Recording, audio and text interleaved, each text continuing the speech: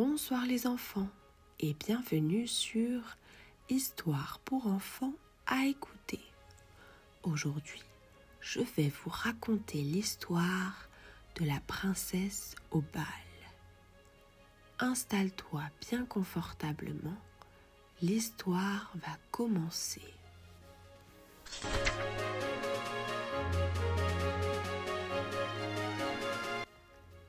La princesse Aurore se réveilla en sursaut.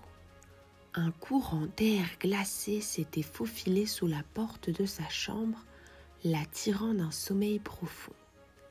Frissonnante, elle se leva et remarqua un parchemin doré posé sur sa coiffeuse.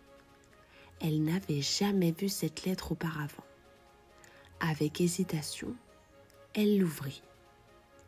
« Vous êtes invité au bal des ombres ce soir à minuit au château des Brumes. » Le parchemin ne portait aucune signature. Ni son père, le roi, ni aucun des domestiques n'en savait l'origine.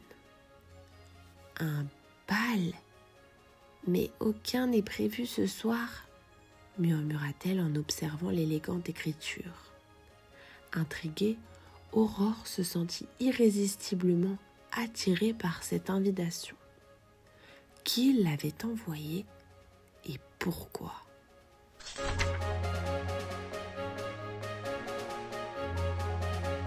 À l'heure dite, vêtue d'une somptueuse robe bleu nuit et d'un masque finement ciselé, la princesse quitta le palais en cachette. Une brume dense s'est élevée, rendant les rues du royaume irréelles, comme si elle marchait dans un rêve. Une calèche apparut soudain à l'orée de la forêt. Elle était tirée par 2 chevaux noirs aux yeux brillants comme des étoiles. Le cocher, silencieux et masqué, l'invita à monter d'un simple geste. « C'est insensé !» murmura-t-elle, mais son cœur battait d'excitation. Elle monta dans la calèche et au premier claquement de fouet, l'attelage partit à toute vitesse. À travers la brume, des ombres semblaient danser autour d'elle.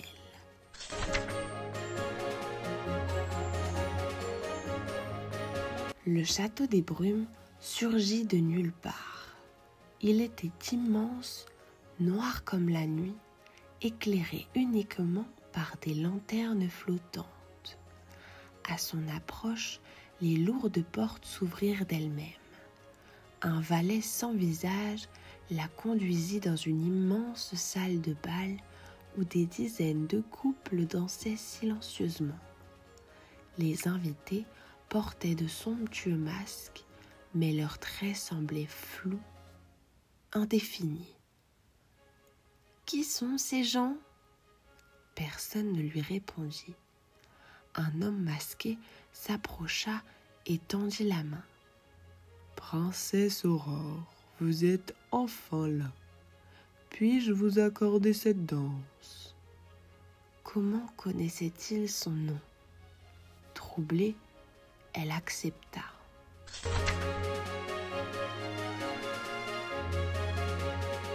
Dès qu'elle posa sa main dans celle de l'inconnu, une étrange sensation l'envahit. Le sol sembla se dérober sous ses pieds. Son corps était léger, comme s'il flottait. Elle ne sentait plus le sol sous elle. « Que se passe-t-il » demanda-t-elle, mais son partenaire lui fit signe de se taire. Les autres danseurs glissaient sans bruit sur le sol, leurs pieds ne touchant pas le parquet.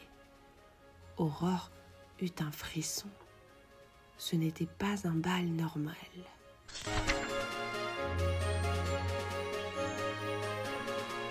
Soudain, une horloge invisible sonna 11 coups. Le murmure des invités s'éleva. Tous tournèrent la tête vers elle. Un frisson parcourut Aurore. « Pourquoi me regarde-t-il ainsi ?» L'homme masqué serra sa main plus fort. « Vous ne vous en souvenez pas encore, mais vous êtes l'une d'entre nous. »« Quoi ?» Il fit un geste et un immense miroir apparut. Aurore s'y regarda et son sang se glaça. Elle n'avait plus de reflet.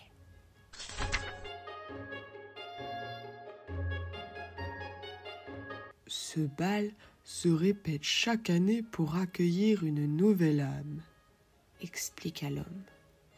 Une âme? Vous êtes des esprits?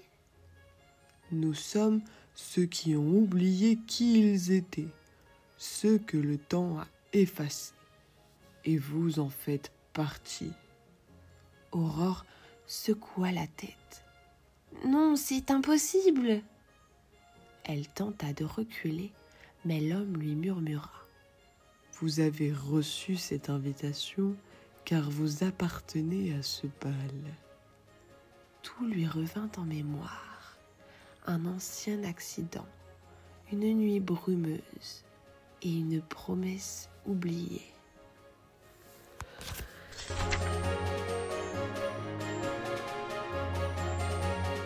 Aurore, paniquée, tenta de s'échapper. « Je ne peux pas être morte, je suis vivante !» Le maître du bal la regarda avec tristesse. « Il y a une seule façon de le prouver, mais si vous échouez, vous resterez ici à jamais. »« Dites-moi ce que je dois faire. » Il lui tendit une clé en or.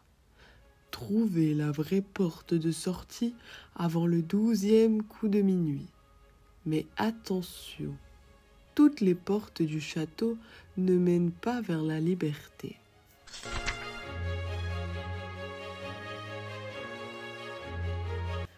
Les coups de minuit commencèrent à résonner.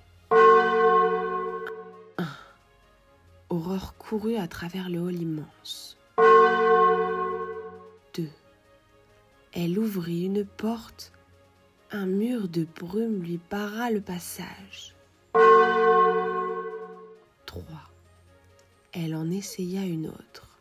Une salle remplie de miroirs infinis. 4. Où était la vraie sortie? Les ombres s'approchaient lentement, leurs masques glissant pour révéler des visages oubliés. 5. Vite!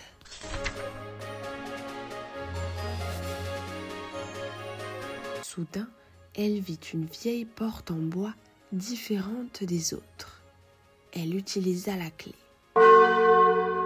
6. 7. Elle tourna la poignée. Derrière un escalier en colimaçon menait à un jardin plongé dans le brouillard. 8. 9. Les ombres la poursuivaient. 10. Elle courut sans se retourner. 11. Elle franchit la dernière marche. 12. Tout devint noir.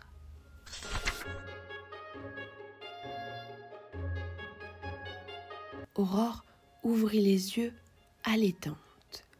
Elle était dans sa chambre au château, une invitation dorée froissée entre ses doigts.